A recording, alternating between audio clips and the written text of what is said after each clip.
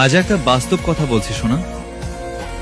যারা এই পবিত্র শ্রাবণ মাসে নিজেদের ভালোবাসার মানুষটার হাত ধরে মহাদেবের মন্দিরে পা বাড়াচ্ছ, জল ঢালতে যাচ্ছ, তাদের একটা কথাই বলতে চাই।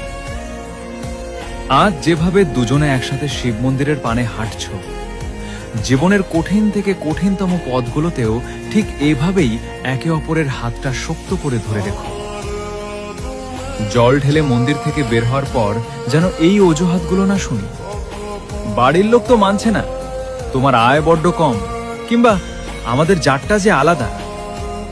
ভুলে যেও না, মা পার্বতী যখন বছর পর বছর কঠোর তপস্যায় বসেছিলেন, তার লক্ষ্য কিন্তু শুধুই মহাদেব ছিলেন। কত বিলাসিতা, কত রাজকীয় প্রস্তাব এসেছিল তার কাছে। অনেকেই বলেছিল, কি প্রয়োজন ওই শ্মশানবাসী মুন্ডমালা পরা অঘরীকে পাওয়া, চলো তোমাকে শ্রীবিষ্ণুর অর্ধাঙ্গিনী করে দিই। কিন্তু মা পার্বতী তার ভালোবাসায় বিন্দু মাত্র চির ধরতে দেননি। তিনি স্পষ্ট বলে দিয়েছিলেন, সারা জীবন একাকী কুমারী থেকে যাবেন, তবু শিব ছাড়া অন্য কাউকে স্বামী হিসেবে গ্রহণ করবেন না। তাই আজ যার দরবার